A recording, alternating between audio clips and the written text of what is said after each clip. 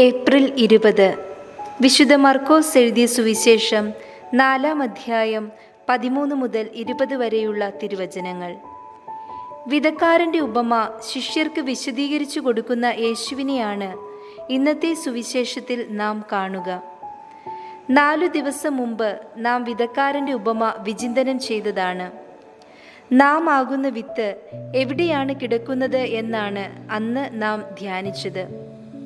ഇന്ന് നാം തിരിച്ചറിയുന്നു നാം നല്ല നിലത്ത് വിതയ്ക്കപ്പെട്ട വിത്താണ് എന്ന്. 20-ാമത്തെ തിരുവചനം ഇപ്രകാരമാണ്: നല്ല മണ്ണിൽ വിതയ്ക്കപ്പെട്ടതാകട്ടെ വചനം ശ്രവിക്കുകയും സ്വീകരിക്കുകയും ചെയ്യുന്നവരാണ്. അവർ 30 മേനിയും 60 മേനിയും 100 മേനിയും ഫലം പുറപ്പെടുവിക്കുന്നു. നല്ല നിലത്തു വീണ വിത്തായ എനിക്ക് എല്ലാ ആധ്യാത്മിക സഹായങ്ങളും ലഭിക്കുന്നുണ്ട്. അനുദിന ദിവ്യബലി, ദിവ്യകാരുണ്യ സ്വീകരണം, കുംഭസാരം, തിരുവചനം, പ്രാർത്ഥനകൾ ഇവയെല്ലാം സ്വീകരിച്ചിട്ട് ഞാൻ എത്ര മേനി ഫലം പുറപ്പെടുവിക്കുന്നുണ്ട്? എന്തുകൊണ്ടാണ് ഞാൻ 100 മേനി ഫലം പുറപ്പെടുവിക്കാത്തത്?